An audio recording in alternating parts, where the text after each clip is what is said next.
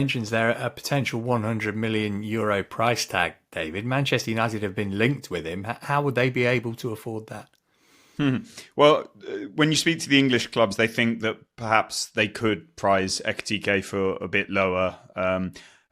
Seb and the German perspective, understandably, could be different, and it's Eintracht Frankfurt's gift to ask for whatever they like. Maybe if a club got to 80 and some add-ons or whatever, I don't know how they would structure it. But there is some optimism that it's not quite as high ultimately as Eintracht sort of letting it be known, but there is still significant financial commitment when it comes to the player as well, on salary and commissions around it too, and many people asking the same question as you: how would Manchester United finance it? I don't know that they're going for him fully, so I think that's a bit hypothetical.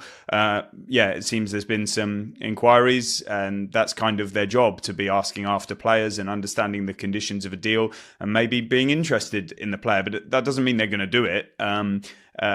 Manchester United will be surveying multiple options. We've seen and heard so much about Gyokeres, about Ekitike now, about Delap previously.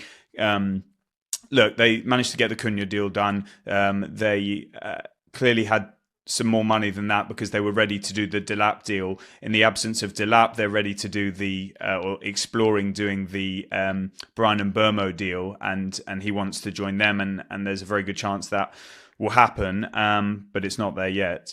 And then afterwards, the impression you've got is that they'll need to sell. And so based on the success of sales, players such as Marcus Rashford, Jadon Sancho, Alejandro Garnacho, maybe a departure for Rasmus Højlund, whether it be loan or permanent, which would also free up squad space as well for a striker to come in.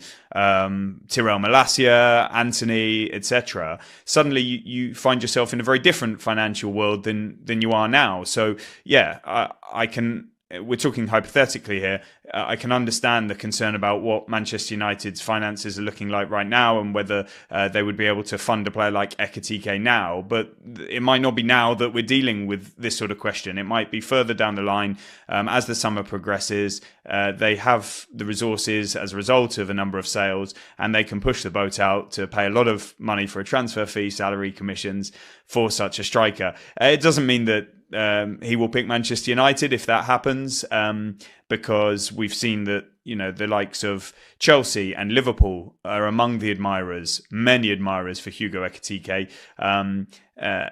There's no obligation for Eintracht Frankfurt to sell at all, as Seb explains a lot better than me, and so it is part of Manchester United's due diligence on that position, I'm sure, but I'm not aware of a striker being sort of the next one through the door at Manchester United. I think that is more likely to be Brian and Burmo if they can strike that deal, and the striker situation will be addressed subsequently, no doubt. All right, so lots of clubs interested then, Seb. Is there any indication from the player as to A, if he's going to push for this move, and B, if he has a preference of destination if he does? No, there's no suggestion that he's going to become militant or flounce out. Not at all. I think he has great respect for what he's been able to do at Eintracht and what they've been able to do for him. I think also, further to David's point, the clubs that were solid options have kind of been long-term options. That would probably be Chelsea and Liverpool, even though there's been no bid for him yet. There's no sort of significant club-to-club progress. The Manchester United thing, we're saying that, yes, as reported, Hugo Ekitike did grow up as a Manchester United fan. I don't